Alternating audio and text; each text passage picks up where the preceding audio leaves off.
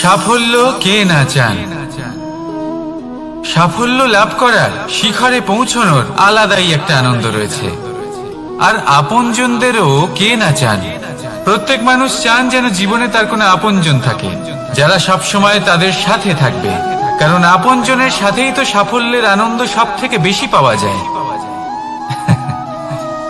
কিন্তু আসলে কি হয়, অনেক সময় সাফল্যের খোঁজে সেই পথে চলতে চলতে আমরা আপনদের থেকে দূরে চলে যাই। না চাইতেও দূরে চলে যেতে হয়, ওনাদের সাথে সময় কাটাতে পারি না।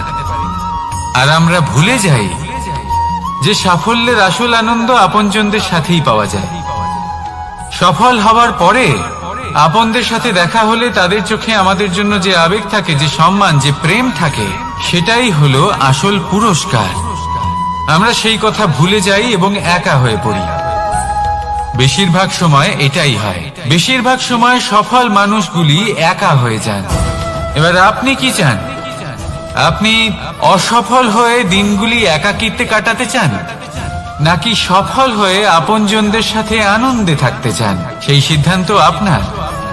সাফল্যের পেছনে ছুটুন, নিজেকে উজাড় করে দিন, কিন্তু আপনজনদের সঙ্গ ত্যাগ করবেন না।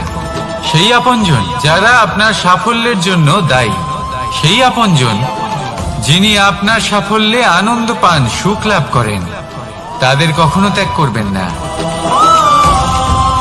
আসুন আমার সাথে ভালোবেসে বলুন, রাধা রাধা। বাজ পাখিকে পক্ষীরাজ বলা হয়। বাজের আয়ু হলো মোটামুটি 70 বছর। এবার 40 বছর হতে হতেই ওদের পালক লম্বা এবং ভঙ্গুর হয়ে যেতে থাকে। ঠোঁট বেঁকে যায়, ডানা ভারী হয়ে যায়, অর্থাৎ আগের মতো উড়তে পারে না, সেই শক্তি থাকে না। এবার সেই বাজ কি করবে? বাজ সব থেকে কঠিন নির্বাচন করে, নির্বাচন নিজের পুনর্স্থাপনা।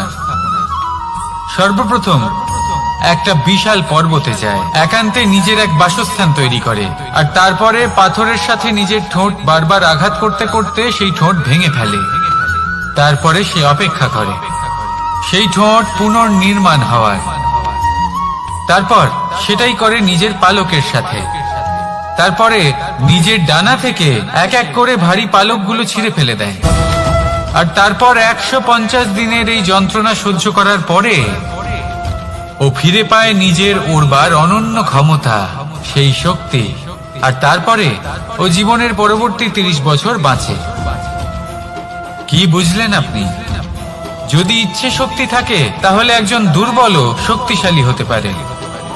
আপনিও এটাই করুন, নিজের অতীতের যন্ত্রণার বোঝাগুলিকে ত্যাগ করুন, আর কল্পনার খোলা আকাশে উন্মুক্ত হয়ে উড়ে বেড়ান।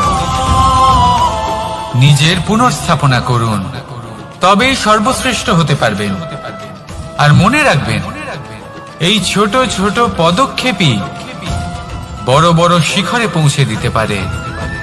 তাহলে আসুন আর আমার সাথে ভালোবেসে বলুন, রাধা রাধা।